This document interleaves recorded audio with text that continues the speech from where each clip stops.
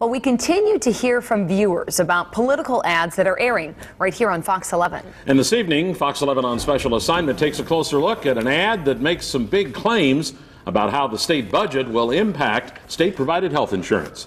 Here's Robert Hornacek. Cutting Badger Care is hurting a lot of people. This ad comes from the Greater Wisconsin Committee, a group aligned with Democratic causes that's supporting the recall of Republican Governor Scott Walker.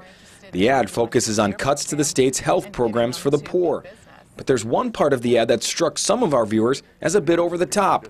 Take a listen. There are sick people who are probably going to die because they no longer have health care. We asked the Greater Wisconsin Committee to substantiate that claim.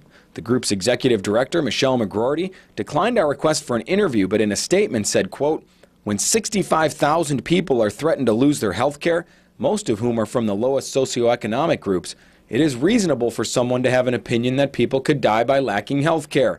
McGroarty goes on to say, quote, "The statement is a personal opinion from a person on the street about what she thinks the consequences of such a policy would likely be. That is how it's presented to viewers, and there's no attempt to suggest this is a study or an expert's opinion." So what do the experts have to say? We contacted the Wisconsin Medical Society. Vice President of Government Relations Mark Grapentine said, quote, "There's really no way to scientifically measure whether such a statement is accurate or not." We also contacted Dr. Howard Croft, the past president of the Wisconsin chapter of the American College of Emergency Physicians. He told me, quote, "People may not die, but I think it has the potential to diminish the quality of life for many Wisconsinites." Croft says many people will just end up going to the emergency room because there's a federal law that requires emergency departments to see and evaluate everyone. Meanwhile, Republicans don't care much for the ad. Walker's campaign says, quote, "False attacks from special interest groups do not distract from the fact that Governor Walker's budget increased funding for Medicare programs by $1.2 billion to ensure aid for Wisconsin's most vulnerable citizens. That is the most state revenue dedicated to Medicaid programs in Wisconsin's history.